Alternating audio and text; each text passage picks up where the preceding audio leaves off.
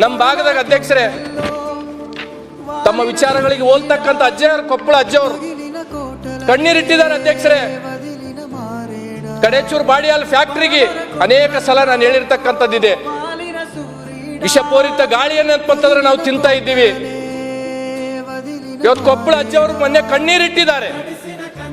ಇಂಥ ಫ್ಯಾಕ್ಟ್ರಿಗಳು ಬಂದ್ರೆ ಅಂತಂದ್ರೆ ನಮ್ಮ ಭಾಗದ ಜನ ತೊಟ್ಲಕ್ಕೆ ಹೋಗೋರು ಕಡಿಮೆ ಆಗ್ತಾರ, ಸ್ಮಶಾನಕ್ಕೆ ಹೋಗೋರು ಜಾಸ್ತಿ ಆಗ್ತಾರಂತ ತಿಳ್ಕೊಂಡು ಇಂಥ ಫ್ಯಾಕ್ಟ್ರಿಗಳನ್ನ ನಮಗ್ ಕೊಡ್ತೀರಿ ಉತ್ತರ ಕರ್ನಾಟಕ, ಕಲ್ಯಾಣ ಕರ್ನಾಟಕಕ್ಕೆ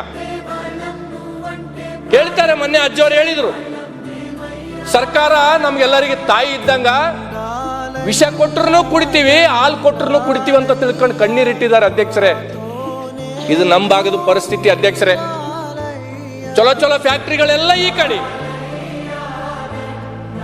ವಿಷ ಗಾಳಿ ಅಂತಂದ್ರೆ ಅದರಿಂದ ಬಂದು ಅಂತಂದ್ರೆ ಸಾವುಗಡ ಆಗ್ತಕ್ಕಂಥವೆಲ್ಲ ಉತ್ತರ ಕರ್ನಾಟಕ, ಕಲ್ಯಾಣ ಕರ್ನಾಟಕ. ಇದು ಯಾಕೆ ತಾರತಮ್ಯ? ಯಾರ ಮುಂದೆ ಹೇಳ್ಬೇಕು ಅಧ್ಯಕ್ಷರೇ ನಾವು?